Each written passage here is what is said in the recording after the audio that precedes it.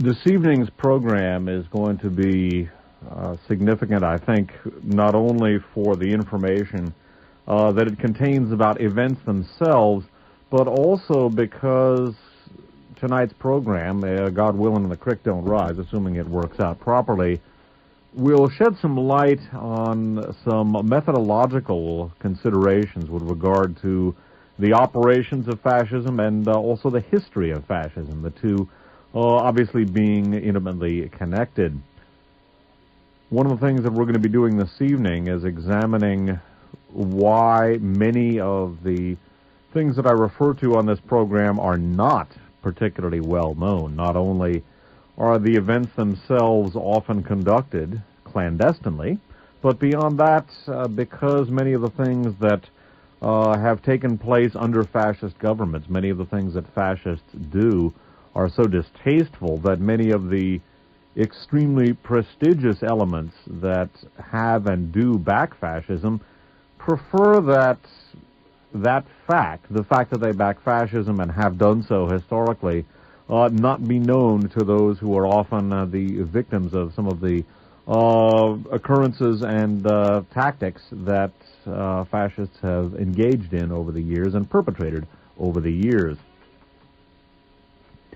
For want of a better term, and I think this would probably be a very, very good term, the title of tonight's show is going to be Why Johnny Can't Identify Il Duce. Il Duce, of course, referring to Benito Mussolini, the fascist dictator of Italy. That theme, so to speak, is in turn taken from an op-ed column that appeared in the San Francisco Examiner this past Wednesday, August 31st of 1994. By the way, for the benefit of those who are listening to this program on tape, today is Sunday, November 4th of 1994, Labor Day weekend of 1994. In the 8/31/94 San Francisco Examiner, there is an op-ed column by Walter Brash, B-R-A-S-C-H, described here as a Ph.D., former newspaper reporter and editor, author of 9 books, and professor of journalism at Bloomsburg University. That's in Pennsylvania. The title of this column is The Professor, Why Johnny Can't Identify Il Duce. And this column reads in part, It was an upper division university class. The professor made a fleeting reference to Benito Mussolini. When he saw more blank faces than usual, he asked how many could identify the name. That's when he learned that only 12 of his class of 27 students knew anything about Italy's fascist dictator in World War II. A lot of the students, all of whom graduated in at least the top half of their high school classes, couldn't name the states surrounding Pennsylvania, had no clue where Somalia was in relation to the rest of Africa, and couldn't name their representatives in Congress. This particular column, I think, is significant in a couple of ways. For one thing, it is significant because it goes into the importance of education and of literacy in terms of not only understanding history, but by understanding history, maintaining or assuring or ensuring, perhaps, the political integrity of a democratic society. This column goes on to discuss the sadly weakening academic standards in this country, in particular the unwillingness of professors to hand out tough grades, and attributes much of the decline of political and historical awareness, and beyond that, and even more importantly perhaps, mere competence, to lowering academic standards and the unwillingness of professors to bite the bullet academically, so to speak. I think the weakening of the educational system, the limiting of good education, so to speak, to those who are born into or have achieved relatively affluent economic status, in the end, well, not in the end exclusively, but also in the beginning, I guess one could say, works to the benefit of totalitarianism. It works to the detriment of democracy, because it is only by understanding history and only by understanding specifically the history of fascism that someone can reasonably recognize fascism when they see it. The truth concerning fascism is considerably different from what most people in this culture are accustomed to thinking about. One of the things that I have spent a lot of time on over the years concerns the profound connections between very, very powerful and very prestigious elements in Western society and the fascist powers of Europe, both before, during, and after World War II, because indeed fascism survived World War II. We're going to be discussing the underground survival of fascism this evening, among other things. And in fact, fascism was not a fluke. It was not an historical accident. The popular viewpoint of fascism as disseminated in our educational system and in our mass media is of a political aberration. Fascism is portrayed as an historical aberration, as something of an accident, basically, according to pop history that disseminated by our media, our mass media, and unfortunately perpetuated to a large extent in our educational system, is of a fluke event in which a couple of charismatic screwballs named Hitler and Mussolini hypnotized everybody, made them all go crazy, and then there was a nasty war, and then the Allies made everybody live happily ever after, or would have if it had not been for Stalin. In fact, that is not the case. Fascism was a very self-conscious reaction against not only the increasingly organized, effective, and militant labor movements that grew up largely in reaction to the conditions of the Great Depression, but beyond that, the phenomenon of world fascism, of the advent of fascism after World War I, was also a direct reaction to the formation of the world's first socialist state, that, of course, being the Soviet Union, with Marxism no longer being just an abstract ideology adhered to by labor unions and social thinkers in various parts of the world, with a state that had now organized its means of production and even its culture along the lines preached by Marx and Lenin. Many of the most powerful industrialists, financiers, and corporations not only backed an extreme, militant, right-wing political philosophy which subjugated democracy to the desired goal of anti-communism and of anti-labor enforcement, but which also collaborated very consciously with like-minded individuals and like-minded elements in other parts of the world. Industrialists and financiers in the United States and Britain, for example, as well as French industrialists and financiers and political figures and military figures, collaborated actively with corporations, with political figures, with national security figures in the fascist powers of Europe, also Japan as well, but to a greater extent in Europe. Many of our most powerful industrialists and financiers, many political figures, and also many national security figures in the United States looked to Hitler and Mussolini, or looked upon Hitler and Mussolini with great favor because of their, that is to say, Hitler's and Mussolini's doctrinaire anti-communism, and also because of their anti-labor stance. Fascism was not actually an aberration. Not only did the anti-communist and anti-labor ideology of fascism endear it to many of the most powerful industrialists and financiers around the world, who then supported fascism wholeheartedly. They supported Hitler, they supported Mussolini, and they also supported fascist movements in their own countries. Some of the archive shows, by the way, referring to that, Radio Free America shows 1 and 2, Uncle Sam and the Swastika, U.S. Industrial Cooperation with Nazi Germany, Uncle Sam and Il Duce, American Support for Mussolini and the Mythology of the Corporate State, also Radio Free America program number 10, and Radio Free America program number 37.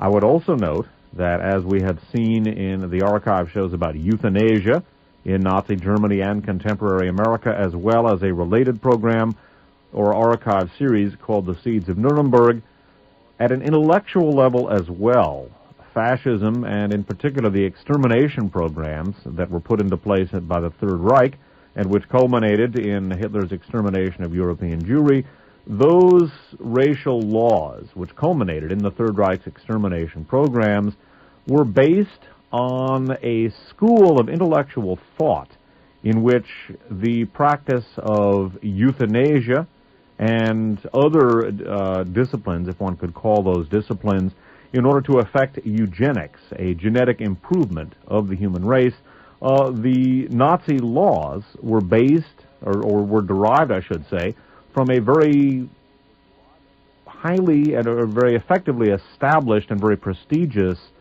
intellectual movement, the International Mental Hygiene Movement, which in turn gave rise to the International Eugenics Movement and the International Euthanasia Movement.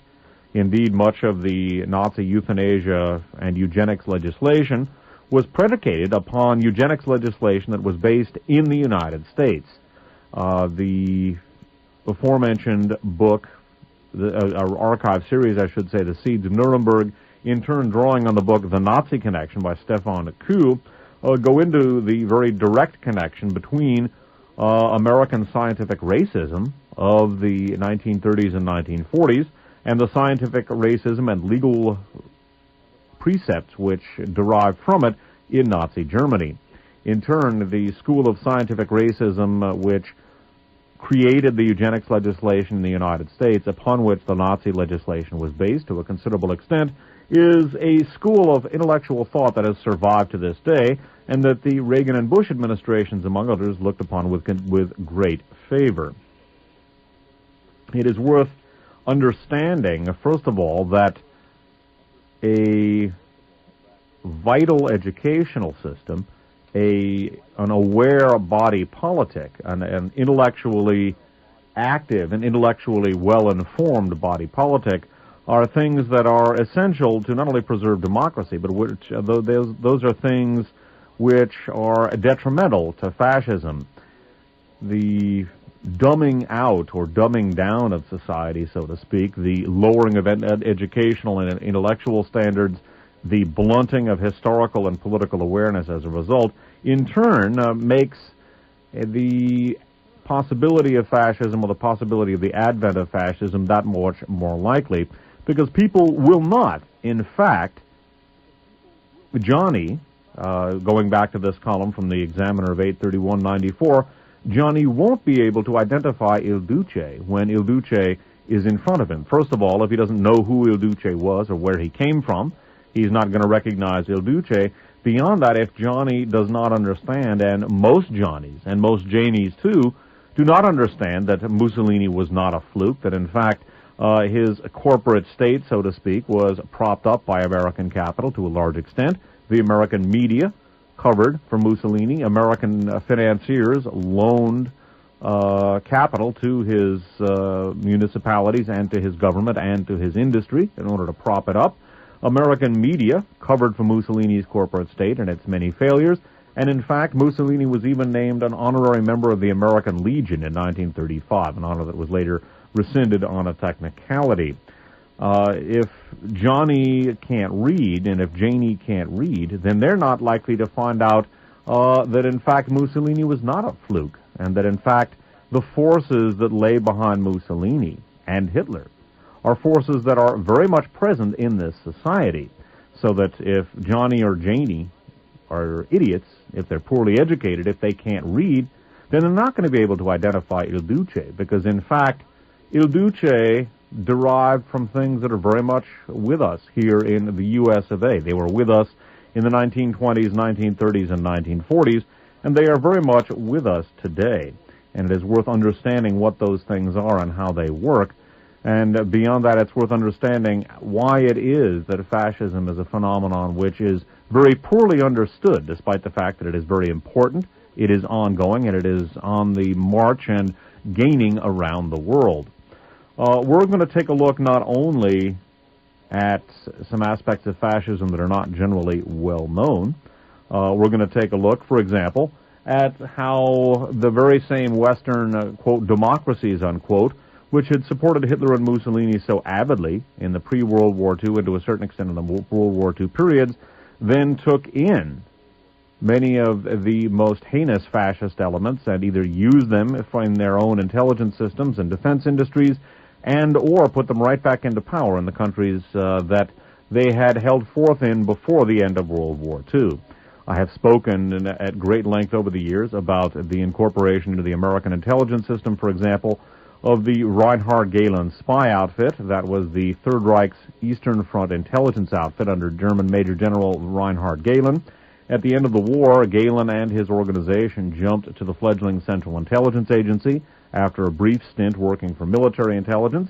They became the CIA's Department of Russian and Eastern European Affairs. They were the exclusive purveyors of intelligence on that part of the world to the CIA. They became the de facto NATO intelligence organization, and eventually they became the BND, the Bundesnachrichtendienst, the German intelligence service, began as the West German, now the German intelligence service, and through bureaucratic inertia and through the subterranean or clandestine perpetuation of Nazism and fascism in Germany, the BND retains much of its original Third Reich character to this day. We're going to take a look this evening at some of the methodology of fascism in an operational sense, because one of the many reasons why Johnny or Janie can't identify Il Duce is that Il Duce, just like the Fuhrer, has taken great pains to operate in a tactical sense in such a way as to be largely out of sight. Indeed, fascism at the practical organizational level has long operated in a clandestine and cellular fashion, specifically in order to go undetected and to grow in strength and effectiveness as a result of the fact that many of their victims-to-be are not aware of their presence. This evening, we're going to be taking a look at the hows of fascism in terms of how fascism operates in a clandestine and largely cellular sense. We're also going to be taking a look this evening at an illustration of one of my favorite quotes. I use it on an almost weekly basis. It comes from author William Faulkner, who said, "The past is never dead and buried. It isn't even past." And this evening, in addition to taking a look at the methodology of fascism as well as the history of fascism, we're going to be taking a look at the historical and operational continuity between the fascism of Hitler and Mussolini in the 1930s and 1940s and the fascism that is already in power to a large extent in Italy, the fascism which is wielding power to a large extent behind the scenes in Germany and threatening to achieve power openly in Germany. The fascism of today in places like Germany, in places like Italy, in places like Austria, is indeed a direct continuation of the fascism of the 1930s and 40s, and we're going to be looking at some of the elements this evening that are elements connecting the fascism of the World War II period with the fascism of today. Because indeed, the fascism of the World War II period and the fascism of today are very, very closely connected. So in addition to looking at the methodological aspects of fascism, in addition to looking at its tactics, and in particular its cellular organizational foundation and its clandestine methodology, we're going to be taking a look at how that methodology has helped to perpetuate fascism in an underground fashion to a large extent, and how in turn that fascism, the fascism of Hitler and Mussolini, the fascism of the 1930s and 40s, the fascism of World War II, has in fact remained in place. It has remained in power, albeit to a large extent clandestinely, and indeed the fascism that is manifesting itself now in some of the so-called neo-Nazi attacks in Germany, the fascism that's manifesting itself in Italy, with some of the startling things that are coming out of the right-wing fascist alliance of Silvio Berlusconi, the fascism which is on the march in places like Austria, is indeed the fascism of Hitler, Mussolini, and World War II. It is a fascism which has been perpetuated largely out of the political gaze or out of the political sight of an awful lot of people who should be taking much more interest in this sort of thing than, in fact, they do. This evening's program is also, to a considerable extent, going to address or will touch on those aspects of fascist methodology which, when viewed by those who are unfamiliar with and also critical of this type of work, lead critics of this type of research to demean it as, quote, conspiracy theory, unquote. Fascism by its nature, and in particular the fascism of Adolf Hitler, German National Socialism, has, as a matter of course, sought to operate outside of the views of the legal authority. Nazism and fascism have operated clandestinely, and indeed the genesis of German National Socialism and the operational basis of German National Socialism has, to a large extent, been espionage, spying, the world of covert operations or clandestine services.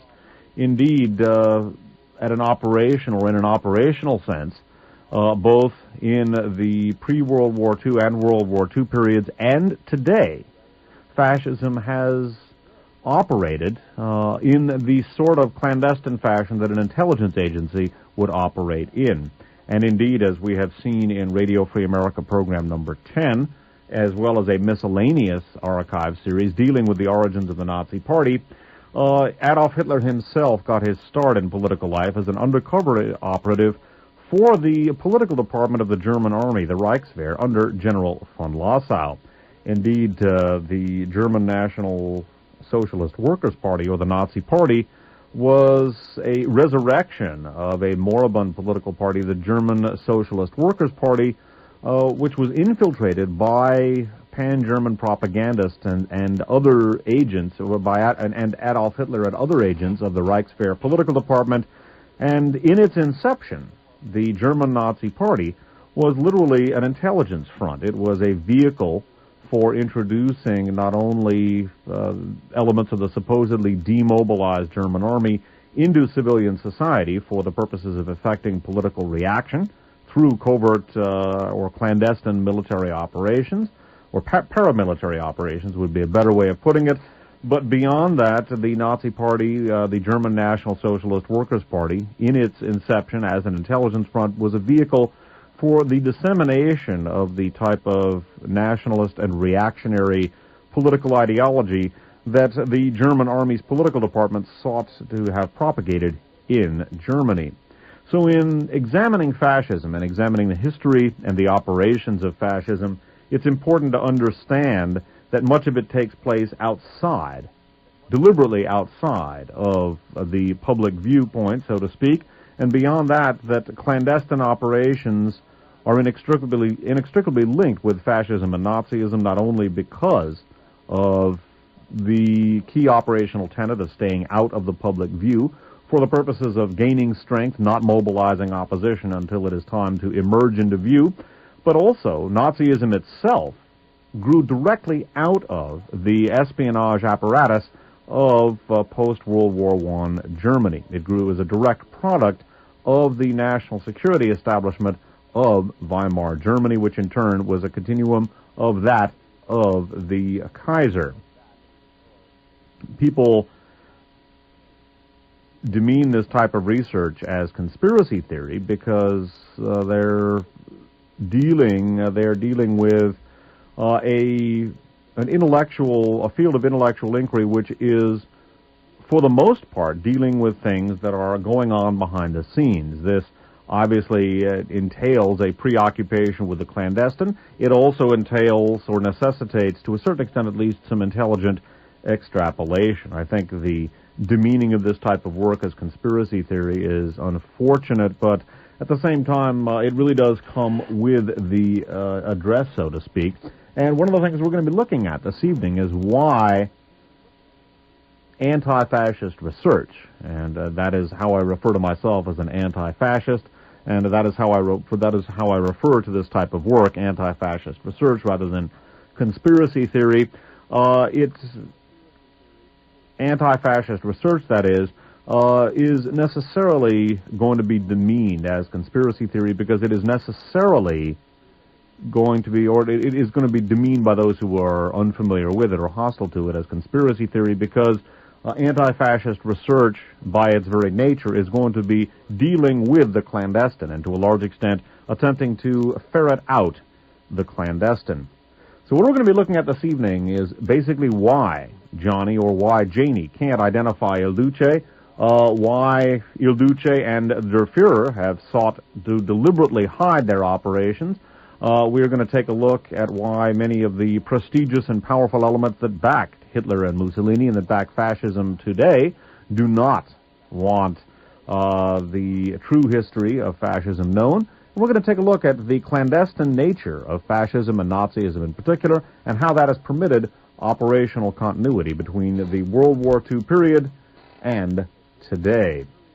I would note that at least in the United States, as the educational system and consequently the intellectual level and the political and historical awareness are sinking, and that basically why Johnny or Janie can't identify Il Duce, there is in power in Italy at this very time a government which is a direct outgrowth to a considerable extent of the Italian fascism of Benito Mussolini. We looked in the June 26th broadcast, one of the installments of the Seeds of Nuremberg series that I alluded to, at the genesis of the Silvio Berlusconi right-wing/fascist coalition. That grew directly out of the P2 Lodge, a Masonic lodge which became, in effect, a crypto-fascist government which ran Italy.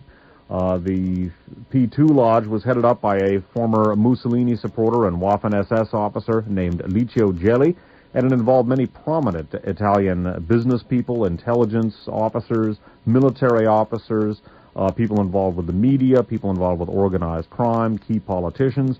And the P2 Lodge became a center of occult conspiracy in Italy, literally a crypto-fascist government which in effect ran Italy for a considerable period of time, and Silvio Berlusconi, a member of the P2 Lodge, and his ascension to power represents a successful realization of Licio Gelli's democratic rebirth strategy, that for a democratic rebirth of fascism.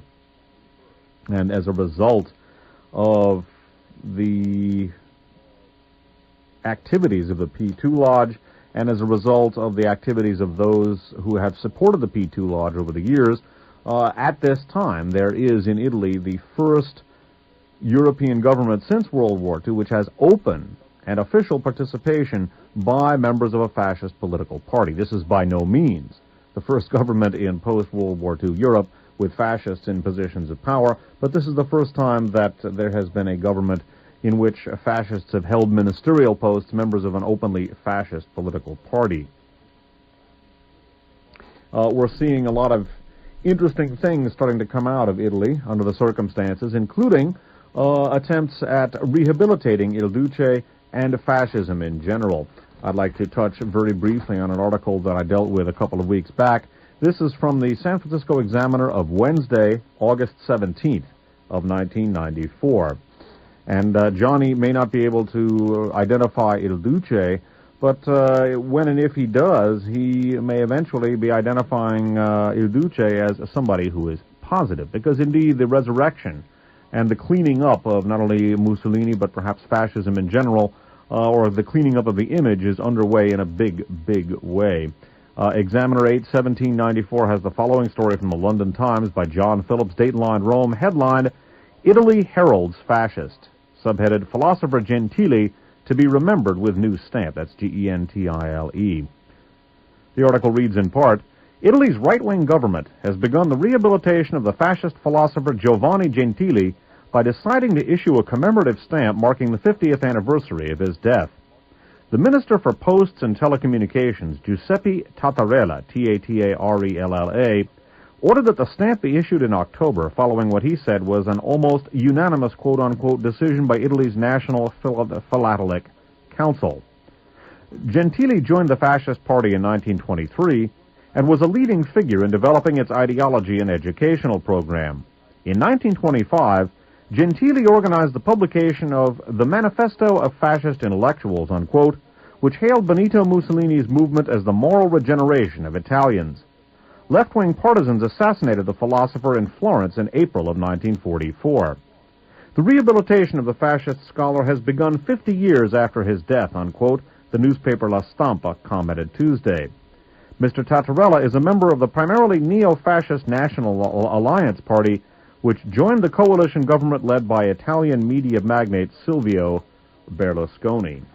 So, if Johnny or Janie can't identify Il Duce, if the people currently running Italy have their way, eventually they'll be identifying Il Duce and other fascists in a positive light.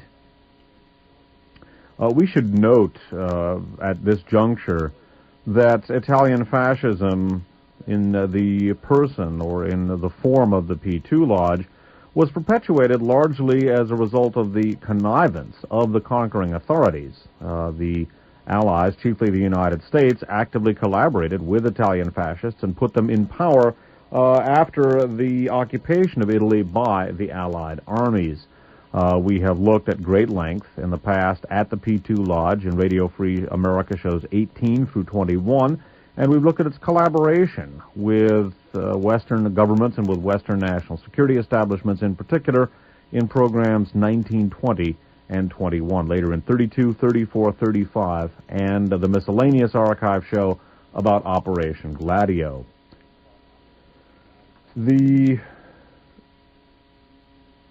P2 Lodge itself is significant from a methodological standpoint because the use of small but relatively powerful clandestine bodies is a characteristic of the operations of fascism as realized and conceptualized by Adolf Hitler. And indeed, in terms of its operational methodologies, fascism and espionage, or clandestine warfare, covert operations, are inextricably linked. And we should note the evolution of the politics of the propaganda Duce, a small, in terms of number, but very powerful clandestine body, a clandestine group. And we should note its successful evolution, or what to date has been successful evolution, into an overt political coalition in Italy, which, as I said, now doesn't represent, it is the first elected post-World War II government with active participation by members of a fascist political party. That political party, the National Alliance, in turn, has grown directly out of the MSI, the Movimento Sociale Italiano, the Italian fascist party that grew out directly out of the fascist party of Benito Mussolini. By the way, before we take a look at another fascist who was being rehabilitated, let's take a look ever so briefly, to a certain extent at least, this will be by way of review, at the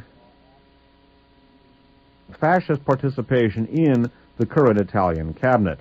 Now, for a fair amount of the information on tonight's broadcast, we're going to be relying on a British anti-fascist publication called The Searchlight. This should not be confused with the American Spotlight, a far right-wing publication which could be viewed in many ways as the Searchlight's opposite number. The Searchlight is a British anti-fascist publication. The Spotlight is American and of a radically different political nature. So don't confuse the two. The Searchlight, the British publication, can be subscribed to. Information about that coming up right now. To subscribe to the Searchlight, a British anti-fascist publication, write to Searchlight Magazine Limited, 37B, New Cavendish Street, London, W1M8JR, or phone 011-4471-284-4040, or fax 011-4471-284-4410. That's the Searchlight Magazine Limited, 37B, New Cavendish Street, London, W1M8JR, phone 011-4471-284-4040, or fax at 011-4471-284-4410. That again for the Searchlight. We're going to take a look at an article about the 5 fascist ministers in the current Italian government. We looked at a projection from the May 1994 issue of the Searchlight about who those appointments would probably be. We're going to look at a following article from the June 1994 issue of the Searchlight. This is number 228. Again, the June 1994 Searchlight, the International Anti-Fascist Monthly. Research credit on the following article goes to a listener. In Searchlight on the World, in the Searchlight on the World section, that we find the following article, and again it is headlined, Italy Gets 5 Fascist Ministers. Skipping down into the article, we find, well, by the way, before going into this, one of the ministers you're going to hear about is the aforementioned Mr. Taratella. Note also the presence of various ministers who were associated with the MSI, the Movimento Sociale Italiano, because that is the Italian fascist political party that was the direct successor to Mussolini's Fascisti, and as we shall see, the eventual rise to power of these individuals represents a successful perpetuation of the Italian fascism of the World War II period, and in the form of the P2 Lodge, a small, clandestine, occult body of power, we can see, I should say, the methodological operational paradigm of fascism, the use of relatively small but effective clandestine bodies as vehicles for political action, eventually paving the way for the emergence of those previously clandestine forces into overt political ascendance.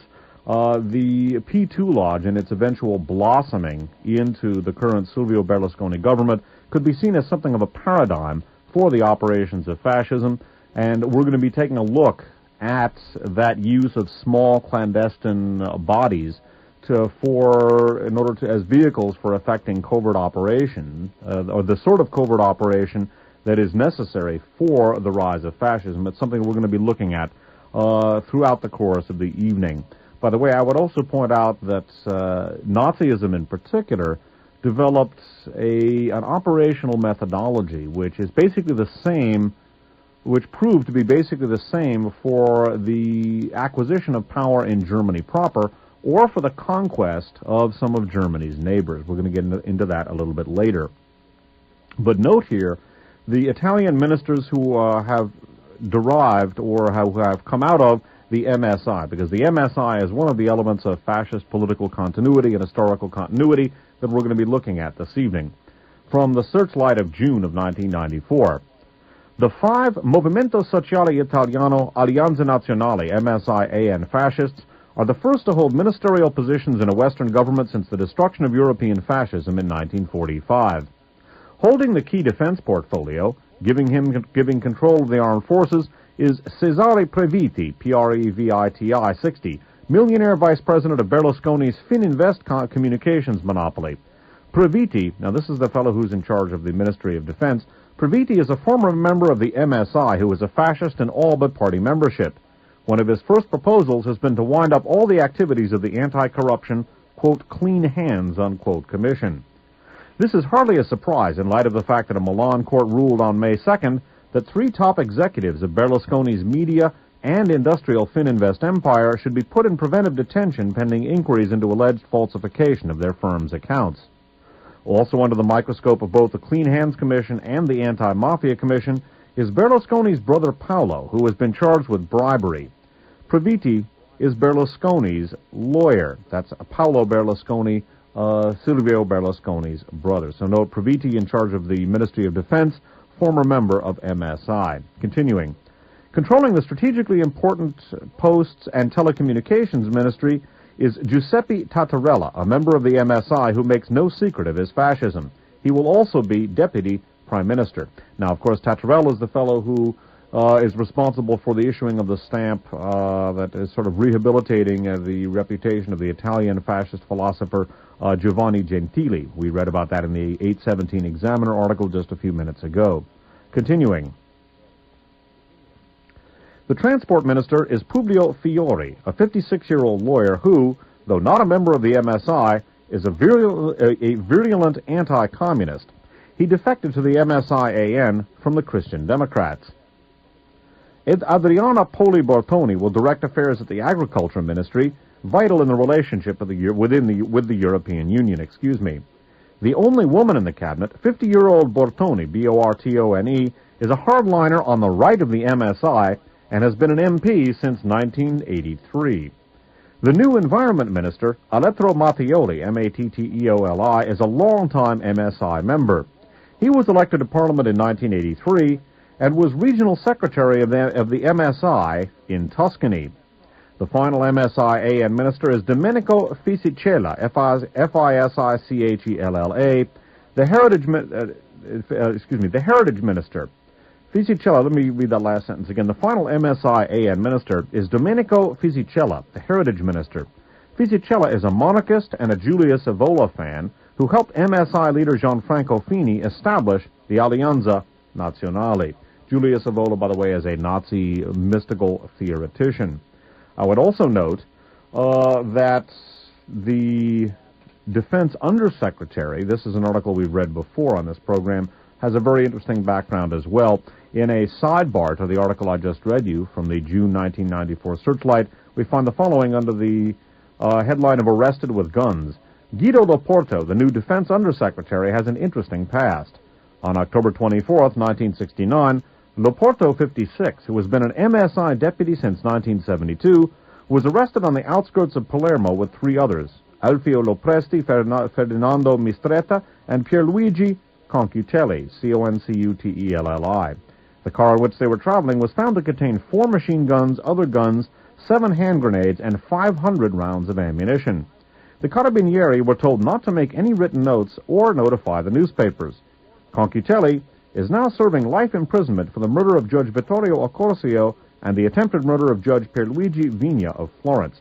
Accorsio was looking into, among other things, the operations of Michele Sindona, former Vatican financial advisor, a key member of the P2. Pierluigi Concutelli, one of the key members of the International Fascista, a coalition of international fascist elements involving Italian fascists, Spanish fascists, many of the residual Third Reich elements, and operating very closely with elements of the P2 Lodge and also participating, as indicated in this particular incident, or in the incident that is described here, participating in the strategy of tension. Much of the Italian terror that took place in the 1960s, 1970s, and also 80s was aided and abetted not only by NATO, but specifically by elements of the U.S. national security establishment. The strategy of tension, for example, was a program of terror, bombings, kidnappings, and assassinations that was financed in part by the CIA. It was perpetuated by elements within Italian intelligence and within the national security establishment. It was very closely identified with elements of the P2 Lodge, and it involved the staging of terrorist incidents to be blamed on the left in order to discredit the left and also to drive the Italian political electorate to the right. The conduit for funds going to the strategy of tension and also the 1970 Borghese coup attempt, a fascist coup attempt in Italy, came from the CIA, and the fellow who was or much of the funds did, the fellow who was the conduit for the funding of the strategy of tension was Michele Sindona.